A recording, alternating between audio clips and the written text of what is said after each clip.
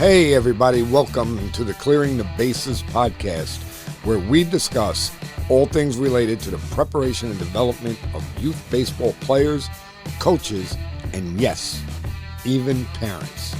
I want to remind everybody that's listening to go ahead and hit the subscribe button. It will let you know when new content is released so you won't miss out on any of the amazing information that our guests have to offer. Remember, it's all about getting 1% better every day. On today's show, we have Deven Morgan of Driveline Academy. If you remember, in our last episode, we interviewed Jeff Sofa and Sean Plack of the Kansas City Royals. Well, I met Jeff and Sean out in Kansas City for the Youth Baseball Summit, and that's also where I met Deven. I'm sure everybody benefited from what Jeff and Sean had to say, and Deven will be no different. So let's dive in with Deven Morgan of Driveline Academy. Okay, everybody, tonight we have a really special guest. We have Driveline Academy's Deven Morgan. How you doing today, Deven?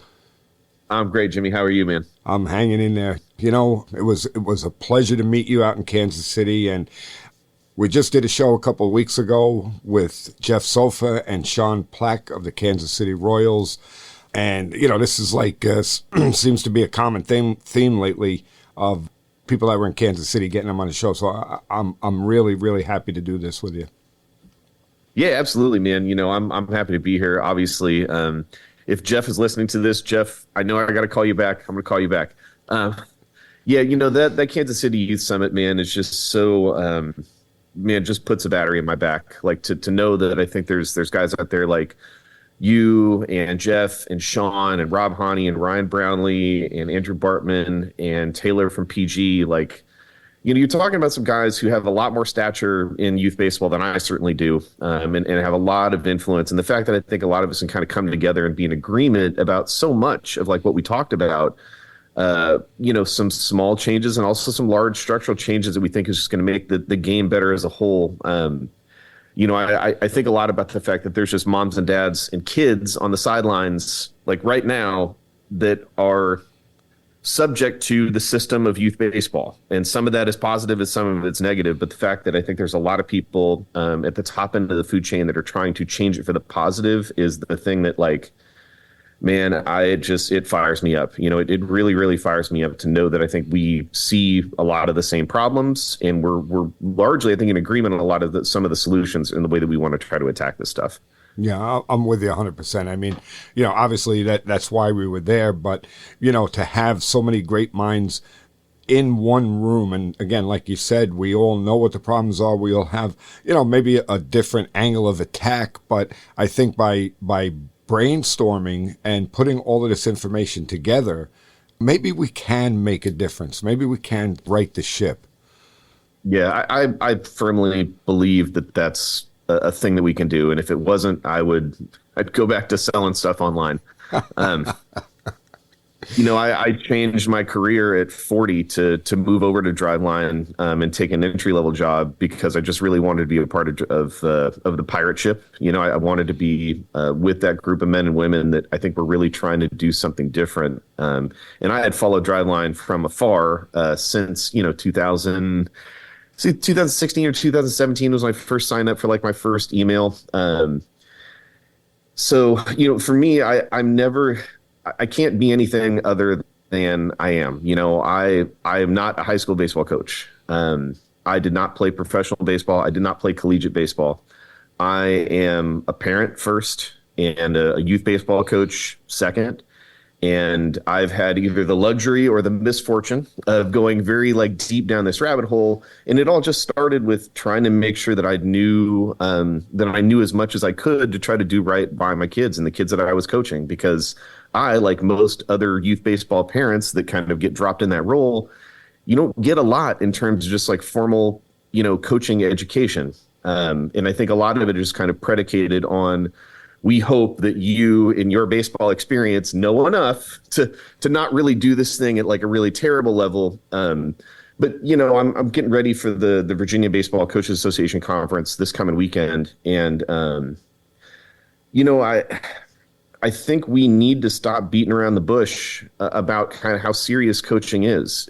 To me, if we understand the role of a coach, which is really not that different from the role of a teacher, then we should approach it the way that we approach training teachers. We should approach it with the system of training and accreditation that, when you show up to, you've got, young grandkids, and those young grandkids are going to be, in first grade and kindergarten pretty soon. And if you went into that classroom and, you're like, hey, tell me about yourself as a teacher. And the guy or girl is just like, well, I was a student, I was a student at one point, and I've been doing this for a while. I don't have a teaching certification. The steam would come out of your ears, and you'd be like, well, how is this possible? And you go straight down to the principal's office and you demand some answers.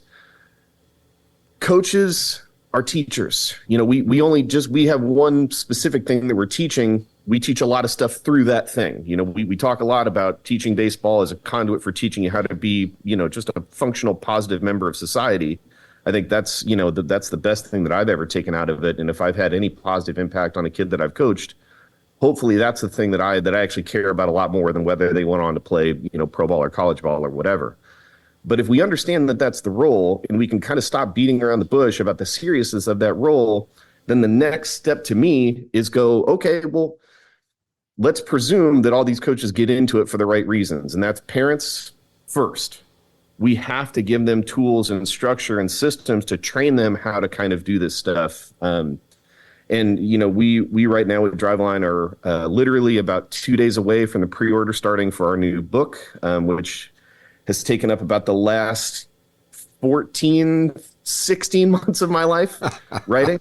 But the whole point of the book was go like, all right, if it's taken me, a shade under a decade and a half of coaching at the youth level to learn what I've learned now, and I certainly don't know everything. This is just what I learned right now, year of our Lord 2023. We want to put stuff like that into the marketplace to help other youth baseball coaches learn that stuff quicker. Because, one of the stories that I start the book with is a moment where I was not doing a great job of coaching kids. And I realized that I was imparting a lot of consequence and negativity to their experience that wasn't necessary. And the reality is at that point, I had probably been coaching for 3, 4, maybe 5 years. Actually, yeah, probably 5 years, because I started with my daughter first, and there was something that happened with my son's team. And shoot, man, that's 5 years that I could have given these kids more positive experiences. And I could have been better about the baseball side of things too, and really understanding what was appropriate for kind of the curriculum that I was trying to give to these kids. But one thing I'm going to say in relation to what you just said is that we're all, I don't want to say guilty. Guilty is not the right word, but we've all been through that, where I could say that the same exact thing. When I was young coaching, I've even said it to my son at times. I said, I feel bad. I feel bad that you got me then and you don't have me, what I know now. But I guess you got to start somewhere, right?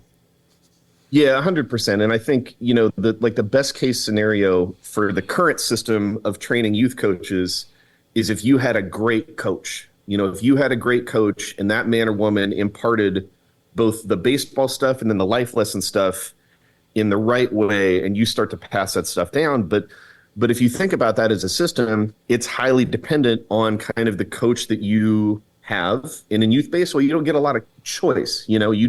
These boys and girls, they sign up and they just show up at the field one day and they're like, oh, it's, Tommy's dad is the coach. So for me, if you start to think about these problems that we face in youth baseball, and we talked a lot about this at the summit, right, with the issues we had with participation dropping significantly and in a disproportionate number relative to any other sport, and the other problems we have with retention, meaning keeping kids playing baseball. We suffer those problems more than any other major sport in the United States.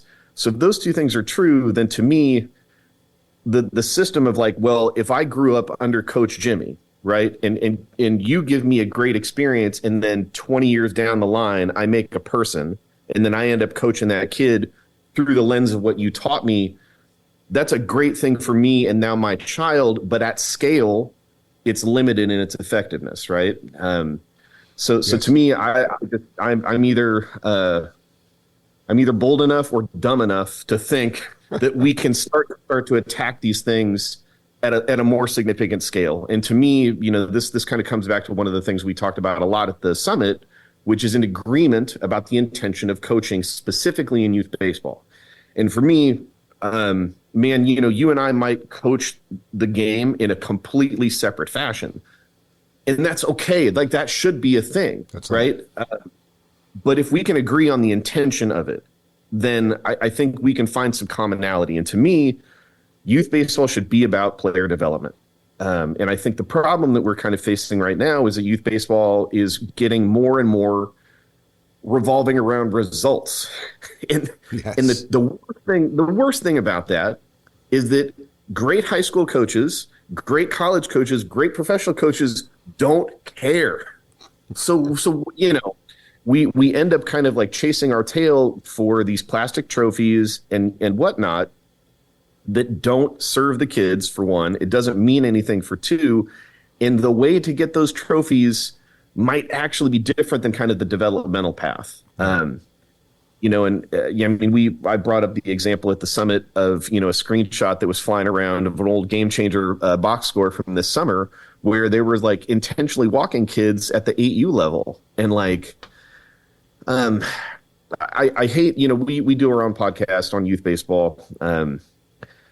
I hate to kind of like regurgitate this negativity all the time because we sometimes call it like the youth baseball bummer power hour because it's just like, well, here's a terrible thing that happened and here's a terrible thing that happened and here's a terrible thing that happened. I don't want it to feel like that's the sum total of youth baseball. The problem is that those bad things keep happening over and over and over and over and over, which again kind of brings me back to the same thing about like systemic solutions for this stuff. Right, but if you don't bring it up, because we're guilty of it on this show also, where we bring up things over and over and over again. But I think that it's because we want to make sure we bring awareness to what these problems are and that people that are listening will hear these problems and say, well, geez, I saw the same thing.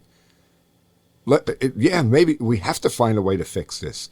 And I'm going to back up a little bit on something that you said about teachers. Okay, yes, we are teachers as coaches. There's no doubt about it, okay?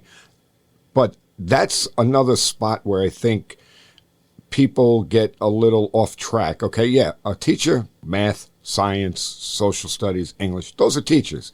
Well, they don't look at baseball as a subject. Okay, they look at it as a game.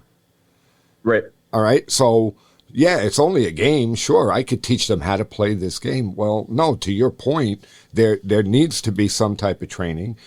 And I think that the youth coach needs to understand this. But again, it doesn't have to be at the level like you're at, with Driveline Academy. It doesn't have to be at the level where I am as a high school coach.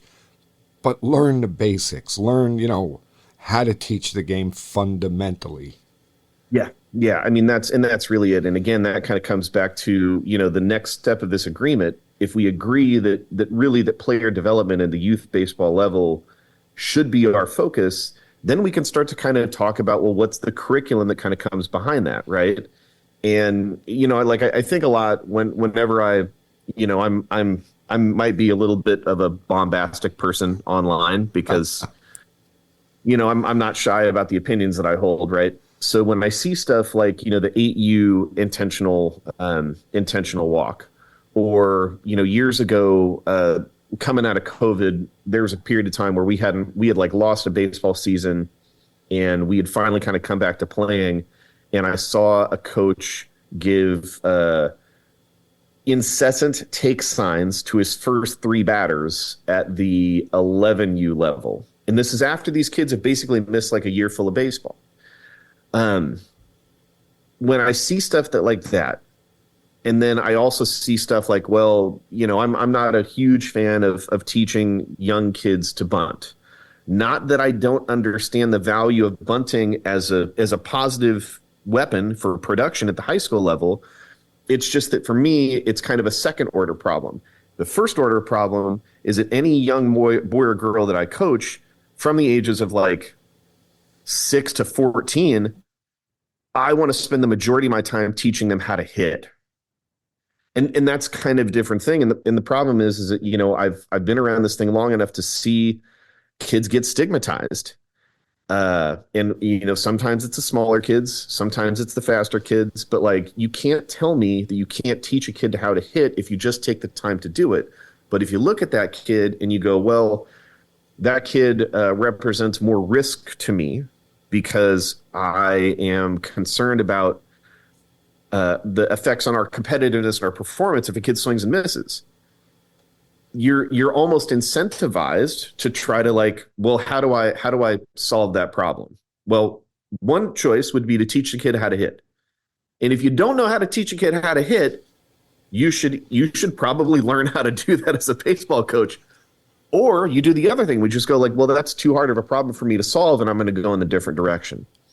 And now I have a concern about what that player looks like when they get to be a freshman in high school, trying out for your high school baseball team. Maybe if that kid has 70 grade speed, great drag bunt, maybe that always plays. But how many kids are you seeing like that look like freshmen, right? You got to be able to hit the ball into the green, man. Like and if we can't agree, number one, that children are just inherently adaptable to stimulus, and you can teach them how to move, that you can teach them how to solve, I think, the perception problem of deciding when and where to switch, when and where to swing relative to the incoming pitch, then we should be able to teach a kid how to hit. Yeah. They're not all going to be Aaron Judge. They're not all going to be Juan Soto, right? Like that's not going to be a thing. But I think there's a baseline of performance that we can drive them to if we do it the right way. But if the thing that matters most to me is winning these stupid trophies, there's more reward on that side. And it's hard to kind of fault, I think, youth baseball coaches that go down that path because they're just following, I think, the path that they think is going to benefit them the most, right? We want to be the winningest of the winners. When I presented at ABCA a few years ago, when Ryan Brownlee was kind enough to allow my crazy ass on the stage, one of the slides that I had was an 11U team that was quote unquote nationally ranked. And that 11U team during COVID played 132 games in a single year. Oh my God. The tricky thing is that, Jimmy, I think you and I could sit down with the men and women who run that team and have a beer and be 100% in agreement that we're trying to do right by these kids. The question is like, well, what? It's not the intention. It's the method, right? They want to do right by these kids. They think the way that they're going to help them is be the winningest winners. So they pursue that pathway, which is different than teaching and learning, right? You're just optimizing for competition results. I think we're starting to see the effects of that because if you're not ready to be competitive at 8, 9, 10, 11, 12, you're going to get cut off in this game early. Now we have no idea what you could look like, right? And we've heard enough stories of guys who picked up baseball in high school but happened to be phenomenal athletes and went on to play in the show or went on to play college. Yes. There's a bunch of existing studies when you look at other sports about what they call this late bloomer effect of kids who biologically might be a little bit regressive, but if they stay in the sport, they end up being really high performers because during that window of time where they weren't the biggest and the strongest, that kid learned how to work hard. And to me, it's like, if we understand that that's a thing, there's two potential positives that can kind of come out of that approach. One is that let's say we do get a really high performing kid that has a shot to play college baseball. Let's say that there's might even be a small shot that kids get a chance to do something at the professional level. That's fine, whatever. I don't care.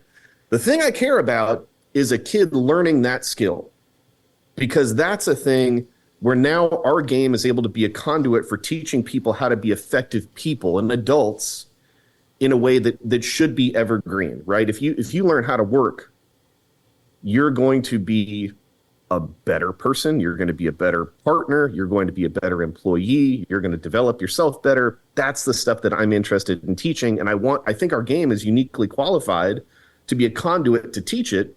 But again, it all comes back to intention of us as coaches and where we see value in these experiences we provide for kids.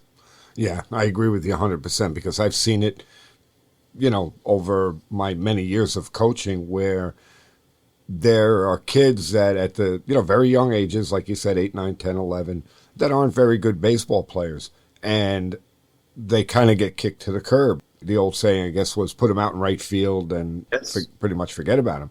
And I've been guilty of it. Like, I've been guilty of that for sure before I got my head screwed on straight. Right, and I'm sure I did it too. So I'm not gonna think like or try to lead anyone to believe that I'm holier than thou.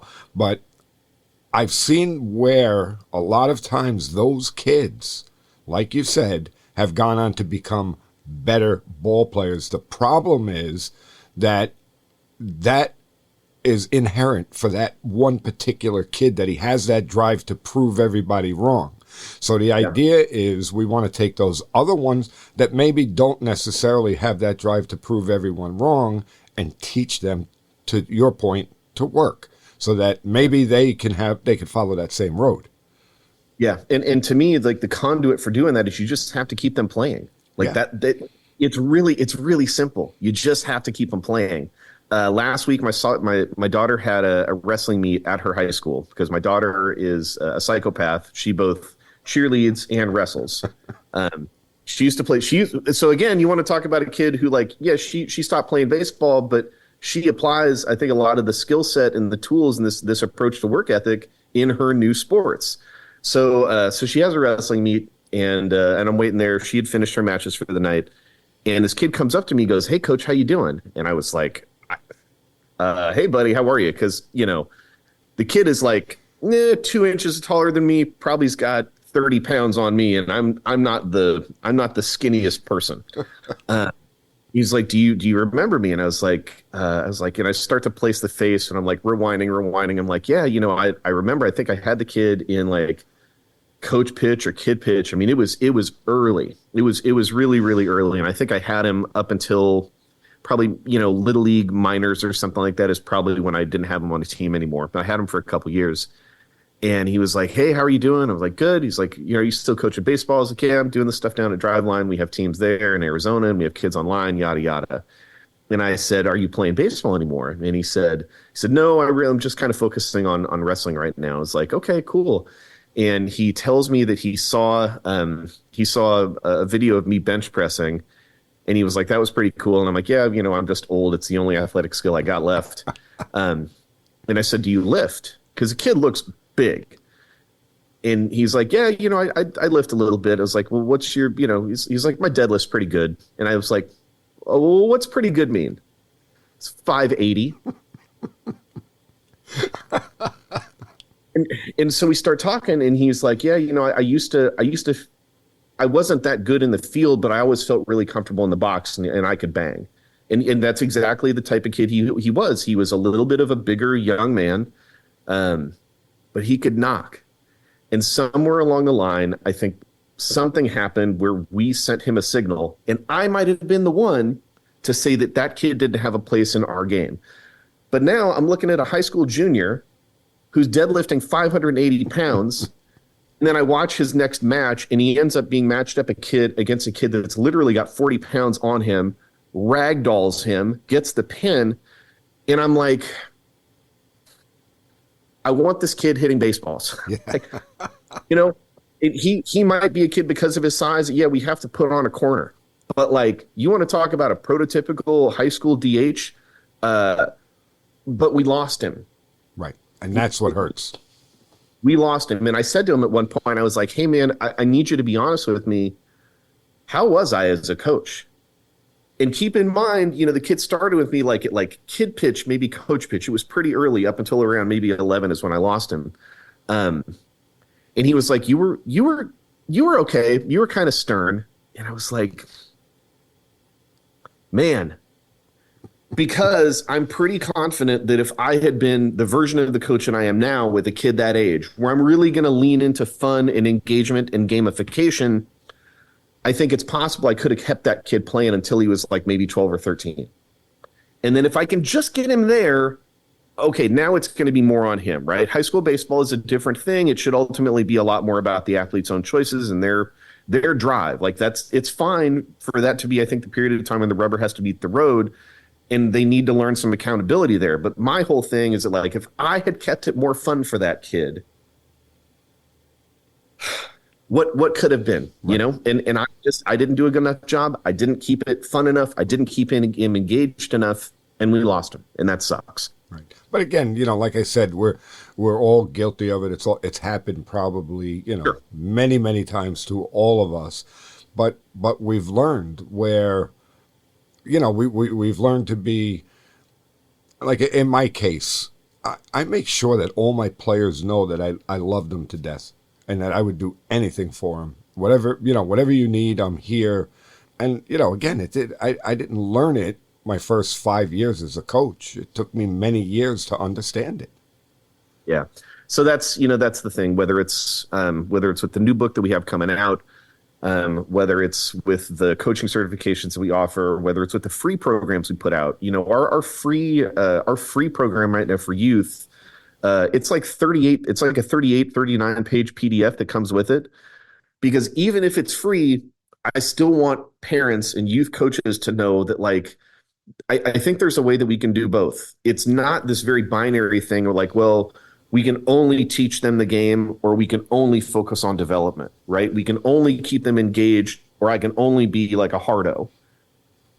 I think we can teach more parents the skill set of being able to kind of shade both ways. Yeah. And again, ultimately, the objective is just to keep them playing. The big focus for us is just to keep a kid to the point that they show up to the high school baseball tryout. And when they get there, because it's this very new play space, it's very different than the small field that they've been on, have them have a set of tools that allows them to be competitive. Because that's the tough thing about our game is it's real lonely when you fail. Like the failure ends up being very solitary and very public. And, the best case scenario for a lot of these kids, you do have like that hard-nosed grinder mindset where they'll just like, I'll show you, or, whatever. Like, I love that stuff. I love seeing like a 9-year-old, Pete Rose, hard-nosed.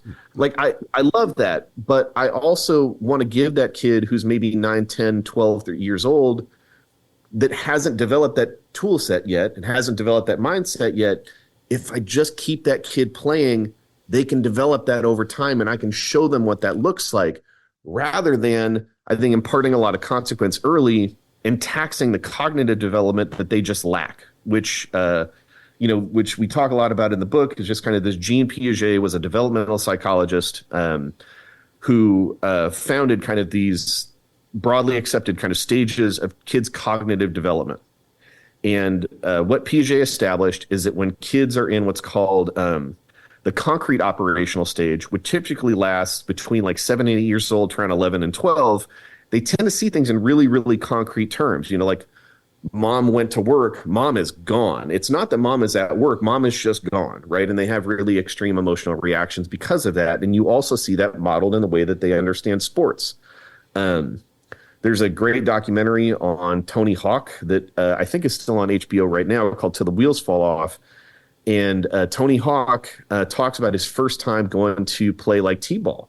And he's like, I played baseball with my dad, and I go up to the plate, and I'm convinced I'm going to hit a home run. Or no, it wasn't t-ball. It was like coach pitch or something. And he struck out. And he says, I'm pretty sure the quote is, he goes, and it felt like the world ended. Yeah.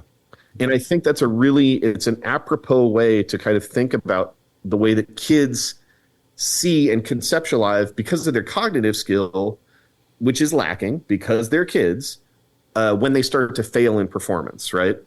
Because the thing that happens that Piaget describes is what's called the formal operational stage, starts around age 12 or 13 and lasts until adulthood.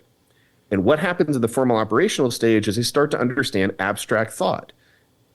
And that's really critical, because abstract thought is like, I swung at a good pitch and I still made an out. We lost the game. I did my best. It's context, right? And I think it's context that I think us as adults, those of us who has completed our formal operational stage, we have that capacity to kind of to use that context to understand our experience. Most kids don't, and it's not because they don't want to. It's because their brains aren't at that place where they can understand those concepts. So for me, talking about Piaget in our book or in our coaching certification is like, If I can explain that to a parent in 90 seconds and it helps them understand their child better, well, now you automatically know how to be a better coach because you know what to expect with your kids. And you can start to think about, okay, if I know my kids are going to have an extreme emotional reaction to us losing this game, if my post-game talk, I'm not going to take them out into left field and berate them. I'm going to give them some context. Sure. Hey, Timmy, you went 3 for 3 today. That's great. Hey, Katie, you went 0 for 3, but on all 3 of those at-bats you had, you swung at good pitches, and 2 of those 3 at-bats, you hit the ball really hard. And that's all we can ask for, right? It's context. Yeah. They might lack this stuff. They might lack that tool as a cognitive level, but it doesn't mean that as an adult, I can't impart them a little bit of the other context, right? I can give them some perspective. Yeah, very, very, very important. Like you said, when you meet with the team after the game, again, going back many years, did I beat up the kids? Of course I did. We all did it. Sure. Yep, absolutely. Until we learn that that's not the way to do it. We leave everything on a positive note. I mean, there are mental things that I will make reference to. Hey, listen, little Johnny, second inning, I gave you the steal sign, you missed it. Come on, let's clean that up. Yeah. But at the end of that meeting, it's always, all right, look, good.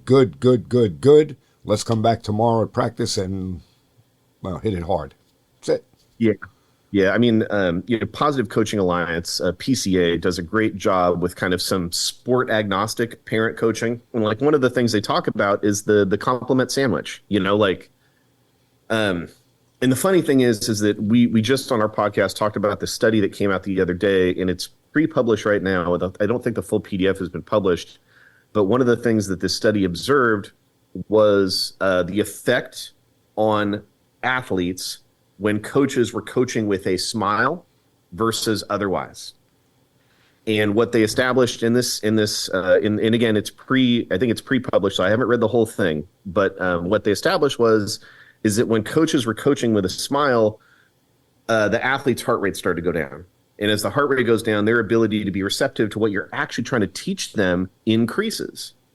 So when you think about an idea like that, which is being established in research, and you think about PCA's idea of like this compliment sandwich, the idea of going like compliment criticism or coaching improvement and then compliment is I'm trying to like prime the pump.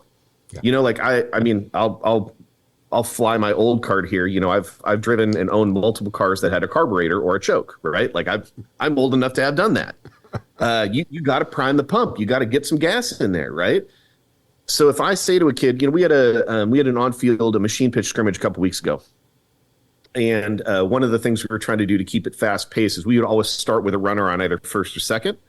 And so this kid, Quinn, if you're watching this, I love you dearly.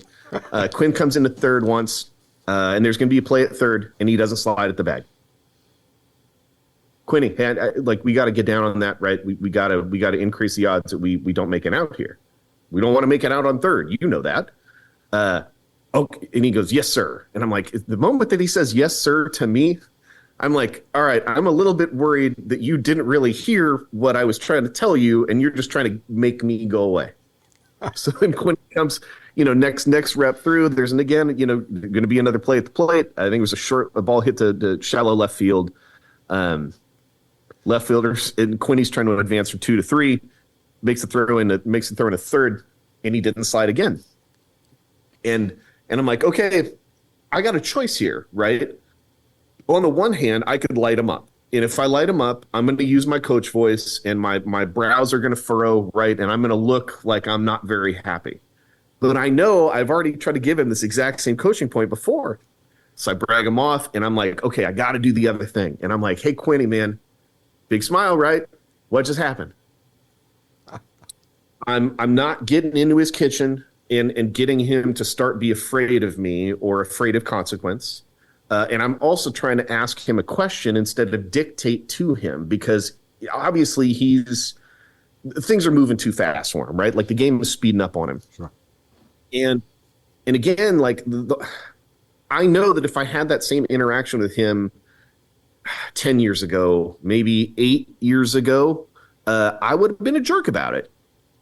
Which is whatever, but the biggest problem is that me being a jerk wouldn't have got through to the kid. Right. Right.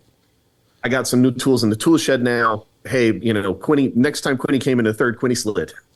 There you Quinn go. slid, and it's like, okay, boom, we don't have to have this problem again.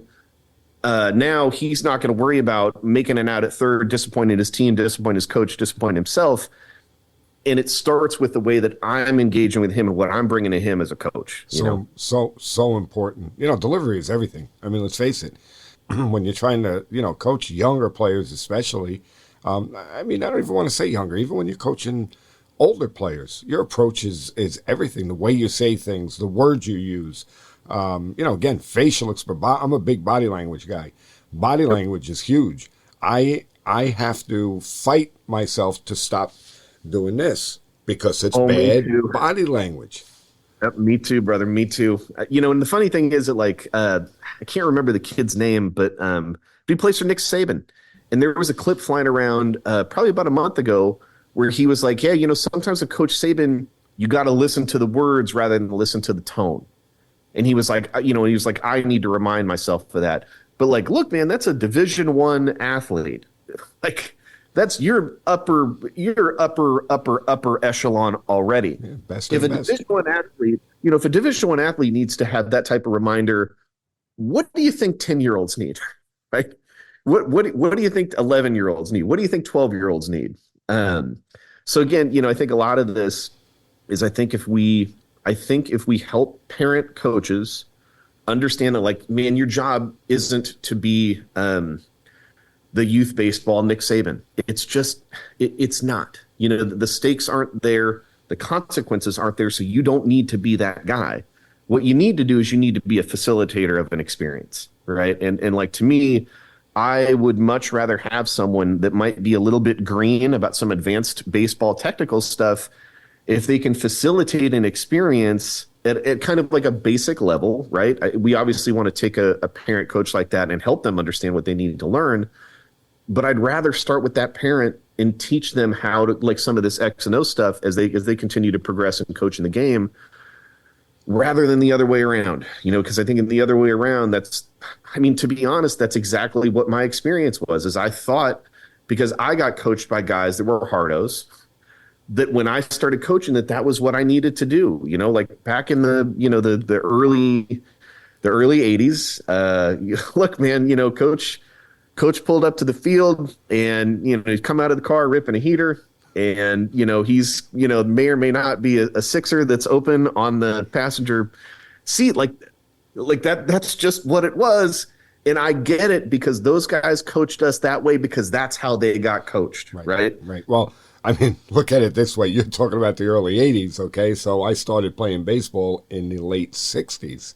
Okay. So, I mean, I can tell you that it was different style of coaching. And yes, when I first started coaching, I thought that's what coaching was, and it's totally different. Yeah, and I, to be really clear, I don't blame those guys at all. I think they thought they were doing right by us, and they did it to us the way that it was done to them. I think.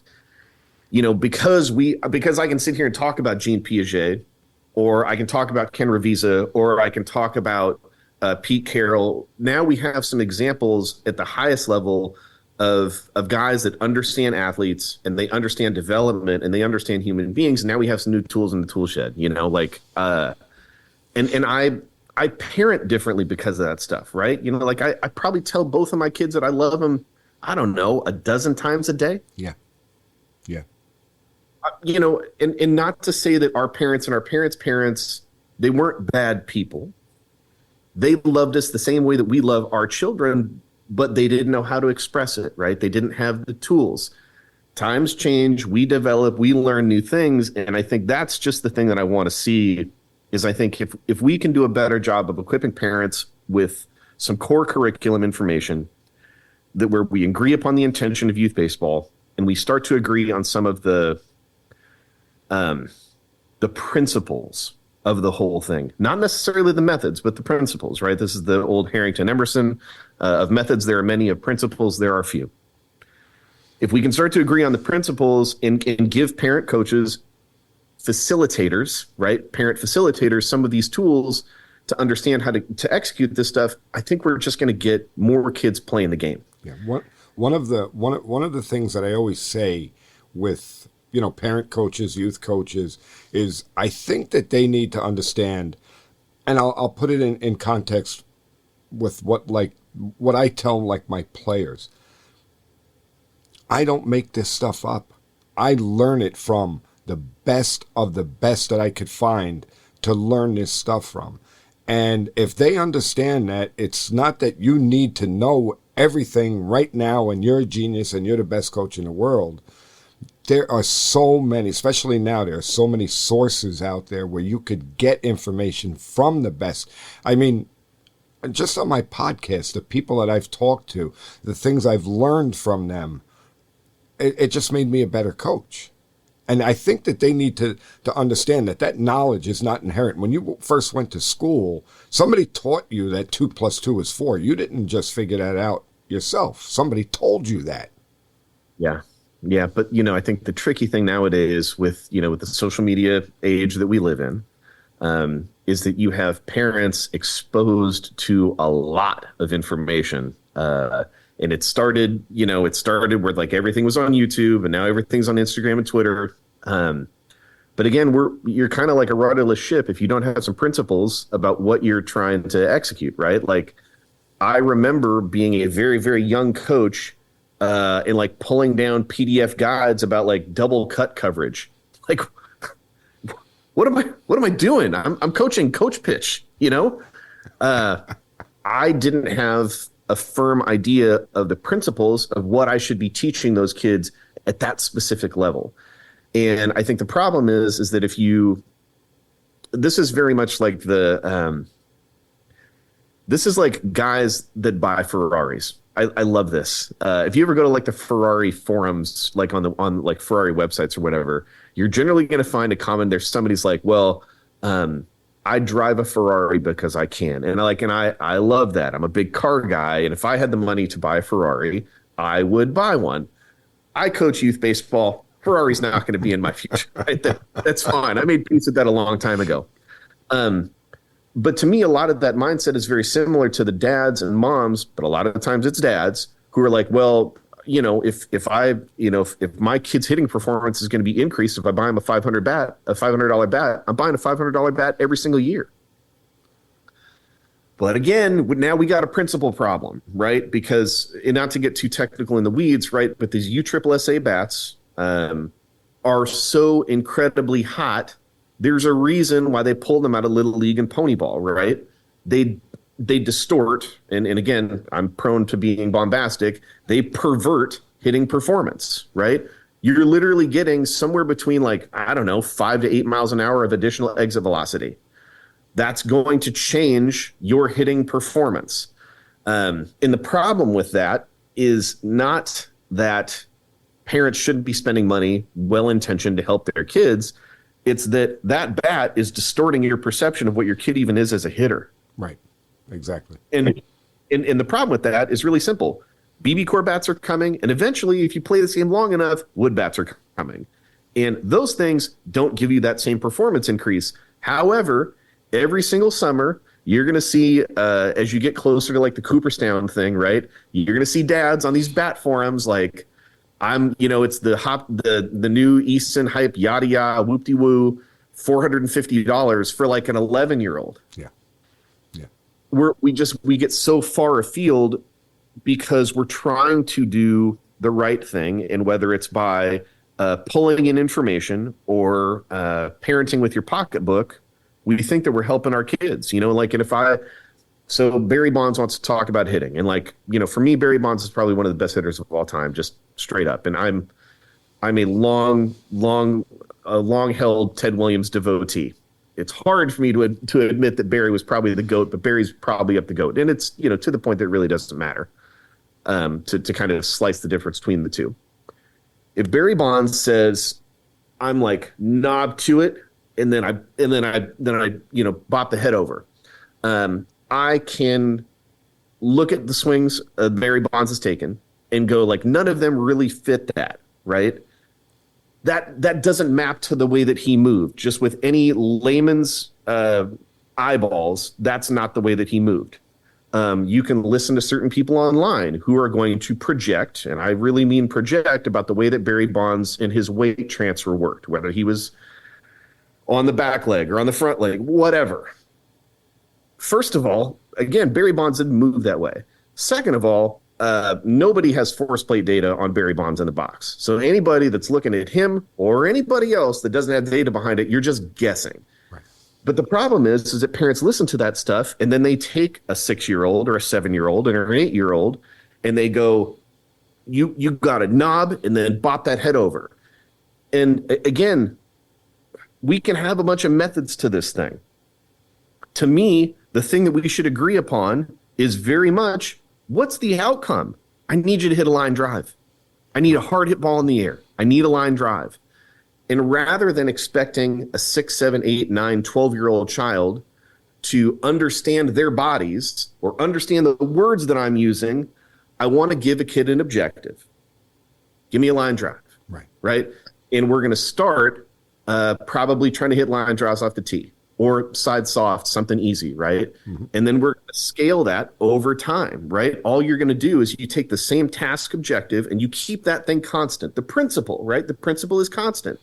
And then you change it over time. We're going to introduce new locations, right? Well, hey, down and away, let's try to find a line drive there. Up and in, let's try to find a line drive there. If we can agree on the outcome, then you can give kid the space to try to learn the mechanics that for them are going to get that objective. But as parents, I think a lot of times we do the thing the other way around. And like, for me, I think the best thing that my wife and I ever did when we bought our first house, the house we bought had a shed in the back, and it was probably 30 yards from the back of our house. And the property line was like a 15% grade up. So when my kids started to hit, they would put a ball on the tee by the edge of our house, and they would try to hit a ball at the shed at the back of our backyard. To do that, you probably had to hit a ball 20-ish degree launch angle. Well, look at the Major League Baseball numbers, right? Look at D1, D2, D3 numbers. Look at high school numbers. What are the most productive at-bats we can have? They're line drives. Yeah. Like, we're talking about somewhere about like maybe 8 to 16 degree launch angle, 10 to 20 or whatever. I didn't do anything smart. I just bought a house where my kid went out there and was like, I want to bang a ball off that shed, and cultivated a set of swing mechanics to do that, right? And again, I think when you start to think about this whole thing of improving the quality of youth coaches, it's concepts like that where we can just go like, hey, it's a 6-year-old child or an 8-year-old child or a 12-year-old child. If we expect that child to understand their swing mechanics the same way that Barry Bonds understands his, I'm setting myself up for failure. The thing that kid can understand is an objective. And if all we do is package that objective in a game, well, now they want to play that game to get that objective. We came up with a game years ago called Don't Hurt the Puppies. And what I would do is I would put a bunch of cones, like tall soccer cones, on an infield. Bring the team together. All right, boys and girls, who's got a dog at home? And somebody's like, I've got a puppy. And it's like, well, what's your puppy's name? My puppy's name is Rocket. Okay, boys and girls, I want you to put on your imagination hat. You see all these cones on this infield? Every one of those cones is Rocket. It's Rocket and Rocket's little brothers and Rocket's little puppy sisters. We all want to keep Rocket safe, right? Yeah, coach. Hit a line drive. You hit a line drive, Rocket's going to be fine, right? We have a principle, right, for what we're trying to do. We have a game that's the delivery method of that principle, that objective, and then we just teach kids to solve this problem through movement. Everything that a kid could learn about their swing mechanics, everything that they could learn about bat speed is going to be taught in that game. Yes. We did another game called Reverse Home Run Derby, and I would take like a throwdown base and I bring it all the way out to center field. I got a fence out there, hit a home run. Okay, tight. Everybody likes to hit home runs. Kids love it. Well, now let's bring that throwdown base back to second base, right? Okay, are we still hitting home runs? Couple of them, good. Let's bring it back to around the pitcher's mound. Is anybody hitting home runs at that point? No, But what they're trying to do is groove a line drive swing that's going to get over that fence. Yeah. And again, I was in the right place with the right group of kids to be creative and try to come up with some of these games. All we want to do is help more parent coaches understand that, like, it's not rocket science. You can learn this stuff. You can run a great practice. And if you do enough of that, you're going to have really competitive teams, because the principle of what we're trying to drive at is actually going to drive performance. Yeah. Line drives, you're going to get paid hitting line drives straight up. Yeah. Are you going to get paid as a 9-year-old? No, but you're going to win a lot of like plastic trophies. Right.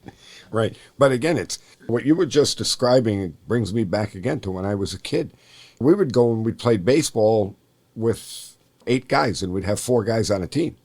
So yeah, we would say, all right, if you hit the ball to right field, it's an automatic out. Okay, so that would, again, our bodies, nobody trained us, but we would collect ourselves so that we could hit the ball to left field, and vice versa. And all of these things that we did, all of these little games that we played, long toss, I say all the time. We'd long toss when we were kids forever. We didn't know what we were doing. We're just throwing the ball with some arc to each other, trying to see how far we could throw it. So like you said, all of these, if you could create these little games that will get their bodies to move the way they should be moving for them, for the outcome. Yeah. And I think that part of it is just so critical. You're exactly right. Because if you look at the highest level of competition and consequence, you look at Major League Baseball rosters, you're going to see 9 guys, you're going to see 9 different setups. You might see 9 different swings. But again, what do old farts like us always say? They get to the same position, right? Yes, without a doubt. I think, I think for us with our academy and with the stuff that we advocate for, in the book is like, we can use technology and data and all this other fancy stuff. And that's fine. But you have to have some sophisticated simplicity about the way that you roll it out. I can have all this understanding about, ecological dynamics of skill acquisition. I can throw a bunch of $5 words at you, right? I can do that with tech and with data and with bat sensors and hit tracks and TrackMan and all this other crap, right? The way that I approach that and deliver it to a child has got to be dead simple. It has to be, right? For them, it's just a game. It's just a game. And like, I don't want an 11U team to play 132 games of like 3 up, 3 down, 6-inning baseball for a variety of reasons.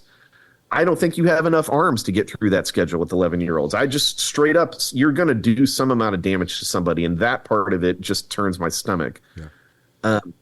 But what I do want those kids to do is play probably 300 small games, right? Not 3 up, 3 down baseball, but taking our big game and breaking it down into component pieces the way that we would if we were just playing on a sandlot, right? Like we would have competitions about like, like the 4 corners thing, right? Let's try to see how fast we can work the ball around in a 4 corner.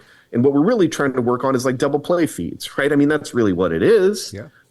It's a game. We can do the same thing with hitting. We can do the same thing with hitting a target. We can do the same thing with like throwing velocity. Throwing velocity is a little trickier because I want to control that stuff, right?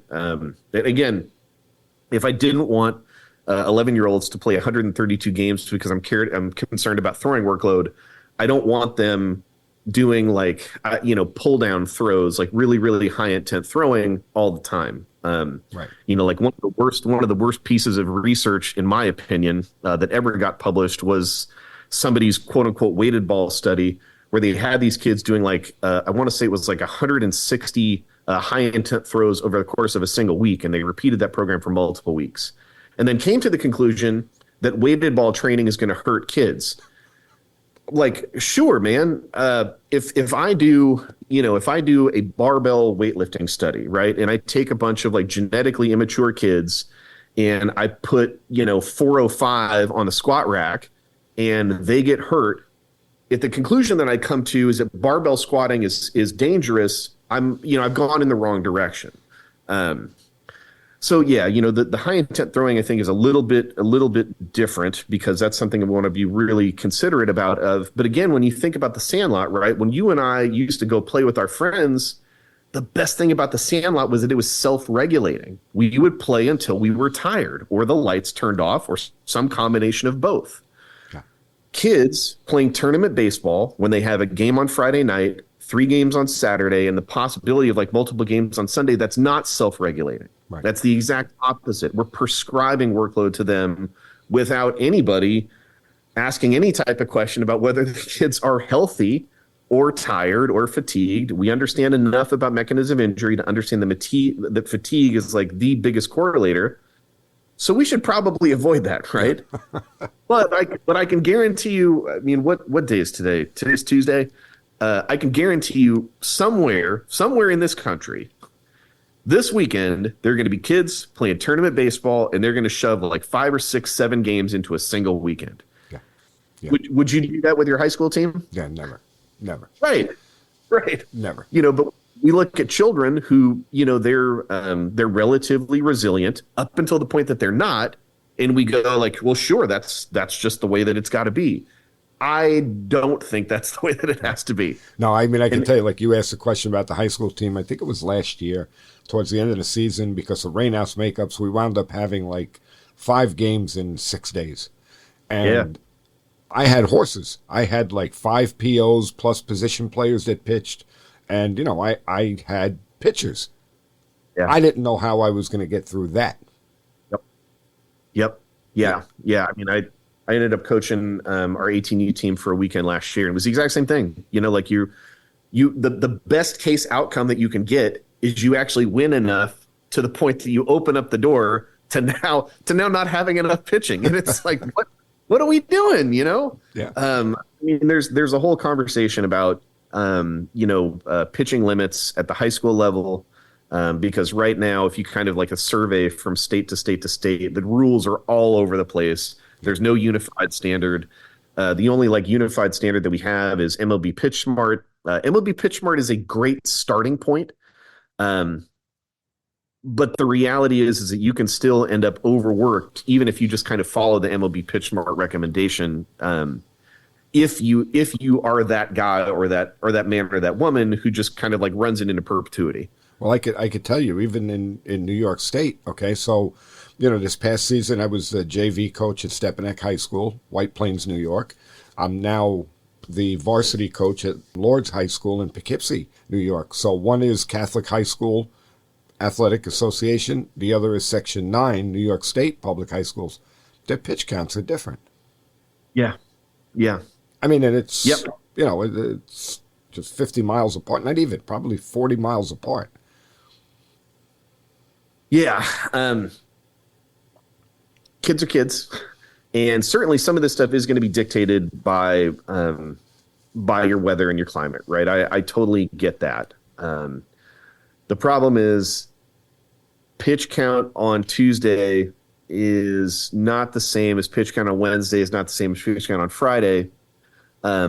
Some of that stuff has to do with stuff that we can control, which is literally their volume in the game, but some of it's also stuff we can't control, right? Like I ran into another kid that I coached back in the day at my daughter's wrestling meet just this last weekend. And I was like, you're in my new book. And he was like, oh no, what did I do? And I was like, well, it's nothing bad. This was just regular little league, right? The kid was 12. No, he was 11 because he lost his 12-year-old youth season because of COVID. End of the season tournament championship. It's our first game. He's like my number 1 starter in so much as that's a thing at 11, right? Right. Hit his nails on the mound. And we get to the game, and I'm watching him warm up, and all of a sudden he's just zooing balls left and right, left and right, left and right. And I'm talking to his dad because his dad was one of my assistant coaches. I'm like, Yodi, man, like, what's going on? He's like, I don't know. So I go out there and I'm like, hey, Travie, how you doing, bud? The kid's 11. He's like, I'm great, coach. Like he doesn't even, he's not even bummed out that he's zooing balls. And I'm like, all right, something's going on here. So it's like, Trav, what'd you do in school today? And he's like, oh, coach, we had the pacer test. I'm like, oh, what's that? Well, we had to sprint in the gym back and forth. So I said, Travi, how many reps you do? I did 60 sprints, coach. So you can start to piece together what's going on, right? Like his lower half is just completely fried. He's got nothing. Without that, he's just kind of like whipping and dragging, and consequently his sequence is all screwed up. So he's throwing balls all over the place. And I was like, the plan again, because I'm that little league coach who's like, well, I'm gonna run him. We'll win this game, and then by the time that I'll need him, I'll have him back in the championship. He'd be all the way rested, yada yada. And I was like, Trav, man, here's what we're gonna do. We're just gonna go like 2 innings and see what happens. Because something was going on, right? And that was something that again was like completely out of my control. Yeah. So I think the things would be better if we had kind of some unified standards from state to state, and even within the states, right? I think, like you said, that would make a lot of sense. There's a whole other level of the conversation that I don't think anybody really wants to have about that they don't want to have yet about most of these kids a lot of times are two-way players, right? And so you're going to be on the bump, but you're going to be in the field. If you really want to understand workload, you have to understand all of it, right? Like that's just the reality. And my son had a little bit of medial epicondylitis at their last game of last year. Inflammation in the elbow, right? It's a little chronic inflammation. Saw the ortho, everything was good. Growth plates are still open. No damage to the growth plates. Everything's fine there. We got the imaging. We're good. Connected with our PTs, came up with like an 8-week plan to kind of like take some time off. But then once that time off was taken, because we ended up taking 10 weeks off, but then it was another 8 weeks to like slowly roll him up to it. Sure. At the conclusion of that, he popped, my son popped 82.9 in his first bullpen full intent. Wow. He's 14 years old. Wow. Again, my wife and I don't supply elite genetics, right? Like I'm not 6'4". We make sturdy people, not big people. I'm pretty convinced that the reason he's got there is because of two things. One is the thing that, well, actually one of the things, I guess the thing I can control, which is like the system, right? He has been playing on our teams for, this is going to be his 4th year. And over that period of time, we've prioritized training over gameplay. Most travel ball teams, it's the exact opposite. But for us, our kind of like our percentage split is pretty close to like the USA Baseball recommendation, which is like 60, 40, 70, 30. We just put more time into training and development. It's not that I don't want to play games. I do. I just want to make sure that like the thing that's going to give him the most leverage now and in the long term is the thing that we spend a little bit more time on. Yeah. The thing that I can't control is the thing that is terrifying as a parent, which is that he's a psychopath about baseball. Like I thought, I really thought that I wanted to play in the show like every other kid when they were young. Sure. But then, at a certain point between video games and girls and cars and my friends, baseball became less and less of a priority, right? My son is going to be a freshman in high school. This is going to be, and the only thing that I think matters is that we got him to this point. That like, again, like I didn't ruin baseball for him, right? I didn't ruin our relationship between he and I as father and son by me being a dick about games that he lost or failures that he had or whatever. And the kid's a good ball player. Like, don't get me wrong, but he's also a kid, which means he's not perfect. Sure. And, we have these conversations all the time about like, we do a lot of strength training in our academy because strength training is really important. Anybody that just like, look, man, most of these guys, success leaves clues, right? If you are not good as an athlete, the odds you're going to have really high level baseball skills are pretty low. Yeah.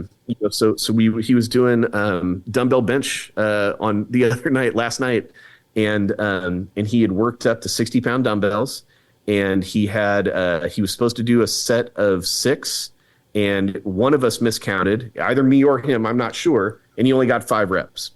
And he's all pissy about it, right? He wants this thing really, really bad, which as a parent is really, really terrifying because I know how impossible the whole thing is.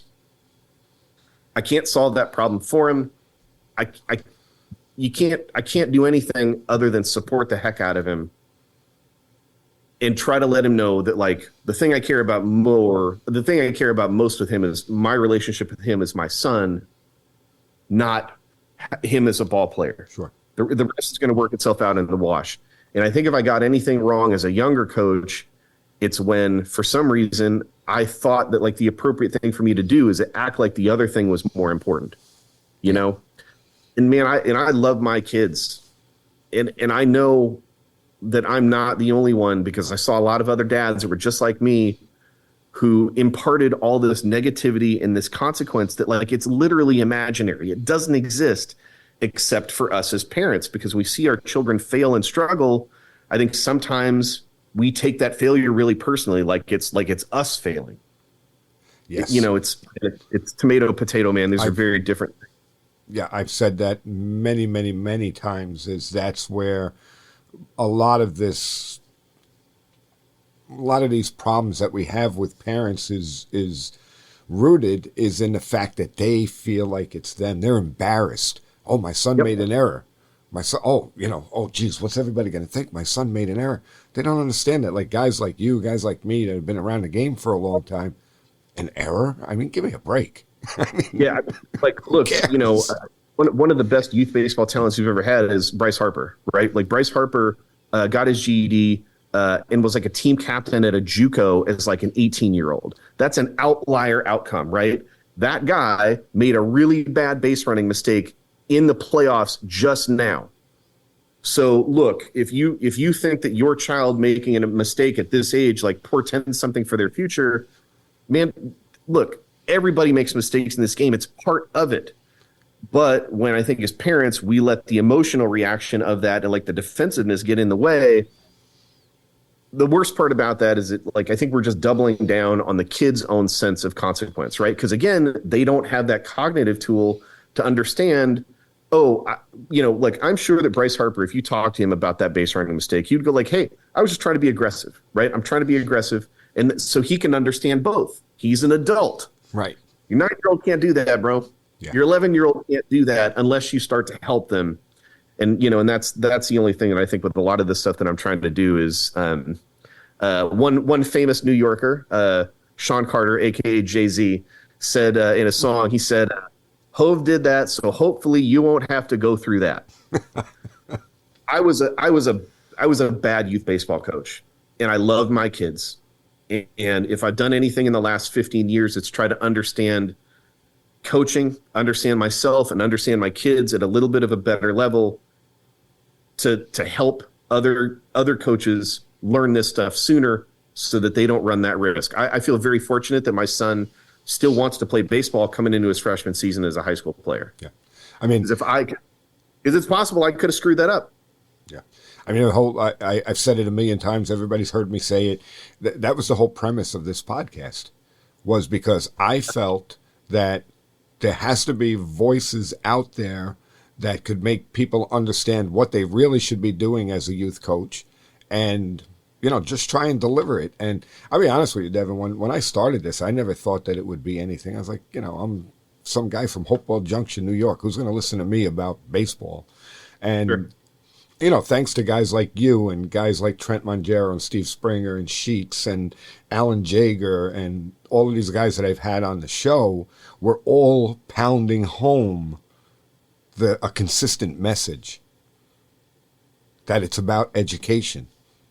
Yep. And, you know, I think the best part about this is, again, like we were talking about with the summit, you know, it's the same thing. I think there's a little bit of a community now that's starting to form of people who are in agreement on the principle, right? The methods, we can deviate on methods. That's fine. Sure. We should, right? Like we literally should. I think it's good for the game if we do. But I think the fact that there's more of us in agreement on the principle And the fact that we're starting to create these little communities with big organizations like ABCA, I should mention, when you have, Ryan Brownlee and Rob Haney and those guys really driving this thing, I think I am naive enough to think that we can make some differences. Well, I got to tell you, all right, you told me that you had a hard out at 5 o'clock, so we're 15 minutes over that already. All right, I had 2 pages of notes that I wanted to go over. I said, you know what, here, put together an outline. We'll be ready to go. I did not look at that thing once during this interview. Let's go. Did not have to. And you know what? Let's go. That's the beauty of it. I love these type of conversations. I don't want it to be an interview. I want it to be a conversation. And Deven, I got to tell you, you've been great. This was fantastic. You're the man, Jimmy. Hey, twist my arm. We'll do part 2 and we'll get through those questions. Oh, yes. I mean, I will definitely have you back on. But what I want you to do before you go is tell us about the book. When can we, see it? I want to read it. Sure. So the book is called Skills at Scale, the Complete Youth Baseball Training Manual. The pre-order is going to go live this Friday. Actually, no, I'm sorry. We changed it. It's Monday. Pre-order is going live this coming Monday, the 18th. It's everything that I think that I know about youth baseball and how to do this thing correctly. We used to have a book called Hacking the Kinetic Chain Youth. So Kyle Bodie, founder of Driveline, wrote Hacking the Kinetic Chain a while ago and really systematized a lot of the stuff that we do years and years ago. What I've tried to do with this book is include the stuff on the throwing side of Hacking the Kinetic Chain Youth, include hitting stuff, include catching, and then include literally everything else that I would want to have somebody give me as to be able to be a really highly effective baseball coach. So you got to understand the athletes. We have to talk about the biological and cognitive development of kids, because if you understand the customer, you can have, I think, accurate expectations of what they're capable of. We talk a lot about kind of this concept of skills at scale, which again, specifically the intention is just to create more 90-foot baseball players and not have youth baseball be the destination. Youth baseball should be kind of a stop in the journey. The destination is 90 foot. Those players look really a specific way, so we got to kind of understand that and understand how to get them there. We talk a lot about, the way that we use data. And again, this kind of concept of we can apply some sophisticated simplicity to the way that we as adults understand data and its role to kind of evaluate players and ideally help them know that they're getting better. But the stuff that we communicate to them is it's very different, right? Mm-hmm. Talk a lot about these concepts of gamification, about basically leveraging the way that kids understand data and games in their recreational life and even their school life, and apply that to baseball. I think for a lot of people, exit velocity gets a bad rap, but if you have a kid go and hit on a system that measures their exit velocity, they hit a ball 50 miles an hour, you know what the next thing they want to do is hit a ball 51, hit a ball 52. So we talk a lot about data. We talk a lot about what we call long-term athletic development and, strength and athleticism development, because again, that's just part of it, right? You can't see a kid that has deficient baseball skills, but is also deficient athletically and not start to draw some conclusions there. We talk about that stuff. We talk a lot about, obviously, the pitching and throwing. The throwing, pitching, and hitting stuff are the 2 biggest chapters. There's a ton of stuff there. We talk a lot about, again, this ecological dynamics of skill acquisition, constraint-led approach, cues, internal cues, external cues, when it's appropriate to use both. Ideally, we want most of our kids to be used coached in a way where they're using external cues, because it just allows them to direct their attention to the appropriate thing, which is the outcome of movement, not necessarily the movement itself. We talk a lot about, which I use all the time and I love, but go ahead. Yeah. We talk a lot about catching because, again, a million years ago, I was a catcher. Gary Carter is probably my favorite baseball player of all time. So, big catching guy. Talk a lot about catching. And again, catching is one of those things that if we can grow more catchers in youth baseball, we're going to have better youth baseball. A lot of the problems that we see in youth baseball is because catchers just aren't good enough. They're just like a sieve back there, right? So a walk ends up being a triple. Talk a lot about team culture and kind of the approach to schedule and kind of how to like actually execute this stuff. And then it's got all the programs with it. So we have all of our hitting programs and our throwing programs. So hitting side, it's like bat speed development, bat to ball skill development, and kind of what we call a competition phase. On the throwing side, it's everything about velocity development and getting ready to throw strikes. Because again, that's part of it. You can't just like zoo the ball over the backstop. We have our library of the long-term athletic development games that we play with our kids. So with the younger kids, if they're not ready to get under a barbell yet, you can still have them play games that are basically like strength games or athleticism games so that they still get some of that benefit. And it's a lot more engaging than asking a kid to like hit 3 sets of 10 push-ups. You know, most kids are not going to be particularly engaged with that activity. Right. We've got a bunch of video that kind of goes behind it. So all of the drills on the throwing side and the hitting side. My son and I literally just went down to the facility one quiet Sunday and like walked through and coached them live.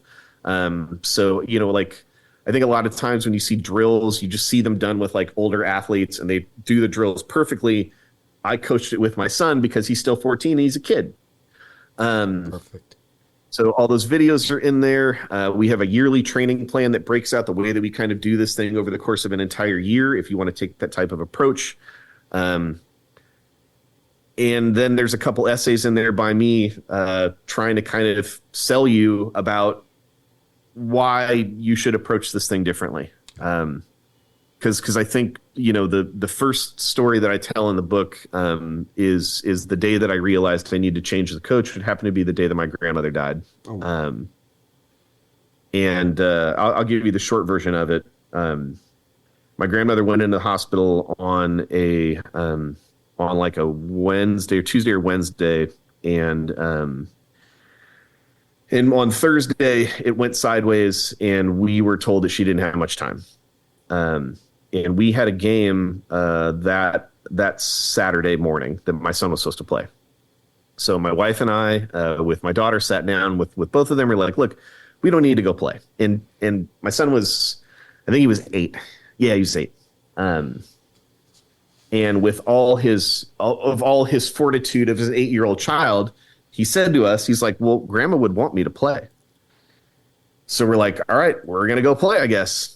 So we got to the field, and I warned all my parents that I was probably going to be a mess because my grandparents were very much instrumental in raising me. My grandfather passed first, who was born in Geneseo, New York, amusingly enough. Oh, okay. And he had passed 8 years before, I think.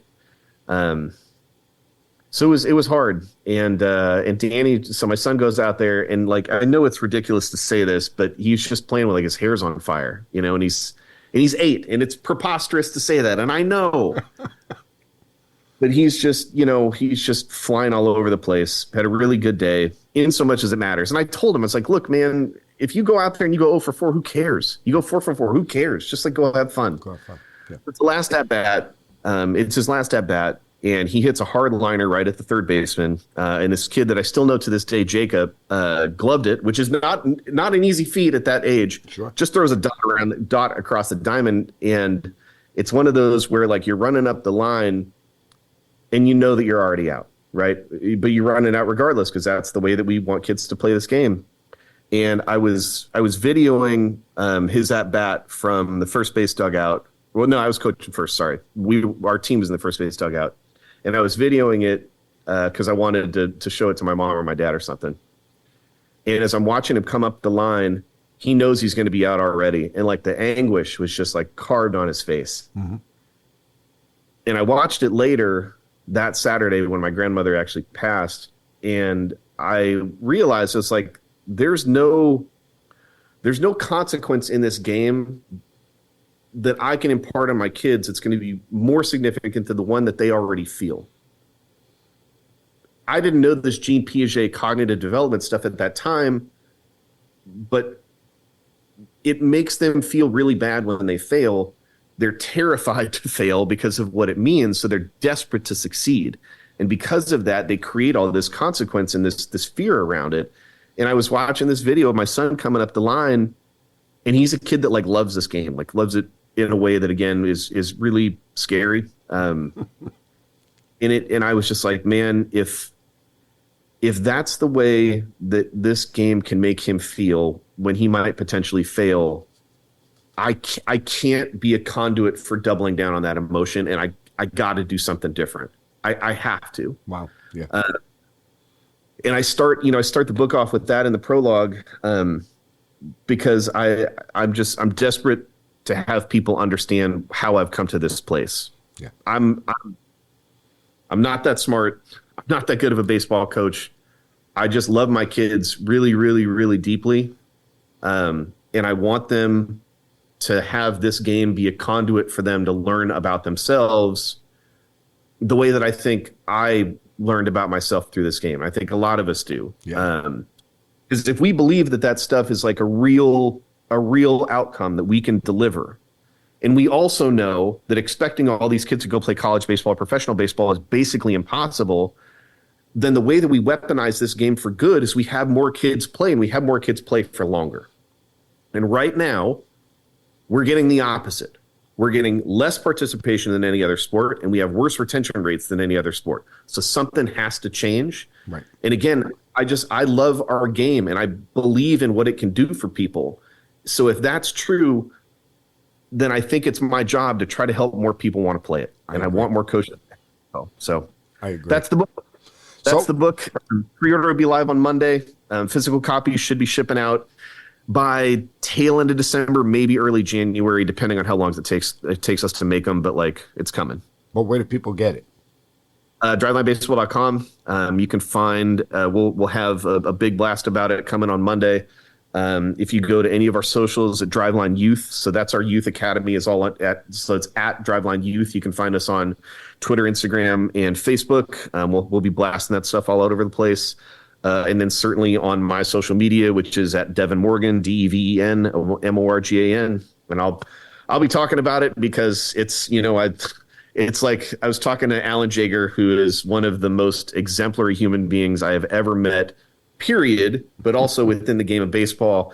And Alan, as the Yoda that he is, was like, hey, the thing about writing a book is that it's like having a baby. And once that baby's born, that baby still needs to be fed, and that baby still needs to be swaddled, and that baby still needs to be attended to. So the odds are that in the next year of my life, I'm going to be doing a lot of, we're talking a lot about potentially doing like coaching clinics and book tours, going around the country trying to talk to more parents and more coaches about what we think this thing can accomplish and how it can be a tool for them. That's fantastic. Well, I know that you're going to be successful. I know that it's all going to work out for you, and I'm really happy for you. This has been amazing. I mean, this has been a great conversation. I know I kept you here longer than you wanted to be here, but all good. I want to thank you so much for coming on. That's all good. You're the man, Jimmy. I appreciate you having me. Like I said, honestly, if you want to do part 2 at some point in the new year, man, just let's make it happen. Yeah, I think what we'll do is maybe once the book is released, we'll let it be out for a little while. We'll get you back on and we'll talk about some more stuff. So yeah, Deven, I appreciate it. I look forward. You'll be in. I'm assuming you'll be in Dallas. Yeah. I'll be at ABCA. I got a couple things happening at ABCA. I think we're going to do something on Friday night. Details coming soon. And then on Saturday night, we're going to do like a pizza and beer thing that we'll be hosting. So I just might get up on a milk crate and just start talking about youth baseball and answering questions. I'll do whatever it takes, man. But yeah, I'll be in Dallas. I have my son with me, so we'll be getting after it. Well, I'll be there. I'll be recording from there. So maybe we'll run into each other. I'll get you on for another 5-10 minutes. Yeah, absolutely, man. Just tell me where I need to be, and I'll be there. Great. Thanks, Deven. So you can't say I didn't warn you. A lot of good stuff there from Deven Morgan. One of the things I think that everybody should do out there is definitely get Deven's book. Okay, so Deven's book is called Skills at Scale. It's a complete youth baseball training manual. What's great about this book is that he gets into everything about coaching young athletes, emphasizing the importance of skill development, health, and more importantly, maintaining a love for the game. This is all good stuff. If you want to pick up Deven's book, go to drivelinebaseball.com. You can pick it up there. And like I said, just really, really good stuff. So with that, I'll tell you to go ahead and reach out to us on Facebook, Twitter, now known as X, or shoot us out an email at clearingthebases@gmail.com. We love hearing from you.